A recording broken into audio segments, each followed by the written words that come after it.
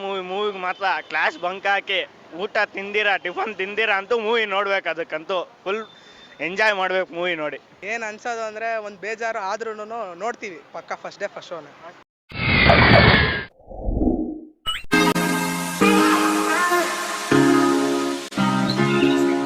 ಇವಾಗಿಲ್ಲ ಪುನೀತ್ ರಾಜ್ಕುಮಾರ್.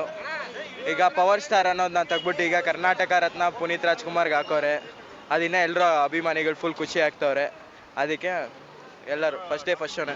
ಡಾಕ್ಯುಮೆಂಟ್ರಿನೇ ಇಲ್ಲ, ಅರೆ ಜಾಸ್ತಿ ನೀವು ಎಲ್ಲ ಏಜ್ ಅವ್ರು ನೋಡ್ಬೋದು ಮೂವಿ.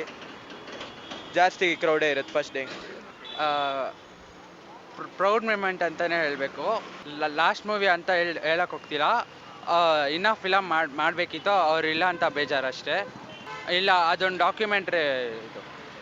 ಮೂವಿಗೆ ಮಾತ್ರ ಕ್ಲಾಸ್ ಬಂಕ್ ಹಾಕಿ ಊಟ ತಿಂದಿರಾ ಟಿಫನ್ ತಿಂದಿರಾ ಅಂತೂ ಮೂವಿ ನೋಡ್ಬೇಕು, ಅದಕ್ಕಂತೂ ಫುಲ್ ಎಂಜಾಯ್ ಮಾಡ್ಬೇಕು ಮೂವಿ ನೋಡಿ. ತುಂಬ ಬೇಜಾರು ಅನಿಸ್ತದೆ, ಅಂತ ಮೂವೀಸ್ ಇನ್ನೂ ನೋಡ್ಬೋದಾಯಿತು. ಫಸ್ಟ್ ಡೇ ಫಸ್ಟ್ ಶೋನೇ ಪಕ್ಕ, ಅದಂತೂ ಎಕ್ಸ್ಪೆಕ್ಟೇಷನ್ ಅಂದರೆ ತುಂಬಾ ಇದೆ, ಹೋಗ್ತೀವಿ ಪಕ್ಕ. ಹೋಗ್ತೀವಿ. ಏನು ಅನ್ಸೋದು ಅಂದರೆ ಒಂದು ಬೇಜಾರು ಆದ್ರೂ ನೋಡ್ತೀವಿ ಪಕ್ಕ ಫಸ್ಟ್ ಡೇ ಫಸ್ಟ್ ಶೋನೇ. ಅದು ಪಕ್ಕ 100 days ಓಡುತ್ತೆ, 100ಕ್ಕಿಂತ ಜಾಸ್ತಿನೇ ಓಡುತ್ತೆ.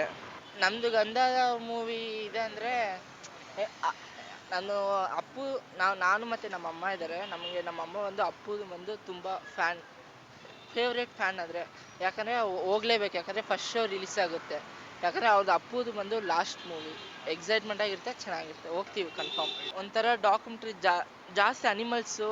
ಅಪ್ಪು ಬಂದು ಏನು ಇವಾಗ ಎಲ್ಲರೂ ಎಷ್ಟು ಇದಾಗಿ ಇದು ಮಾಡ್ತಾರೋ ಅದೇ ಥರ ಚೆನ್ನಾಗಿರುತ್ತೆ. ನೋಡೋಕ್ಕೆ ವೆಯ್ಟ್ ಮಾಡ್ತಾ ಇದ್ದೀನಿ. ಚೆನ್ನಾಗಿದ್ರೆ ಎಲ್ಲ ಫ್ರೆಂಡ್ಸಿಗೆ, ನಾವು ಫ್ಯಾಮಿಲಿ ಮೆಂಬರ್ ಎಲ್ಲರಿಗೆ ನಾವು ಹೇಳ್ತೀರಿ.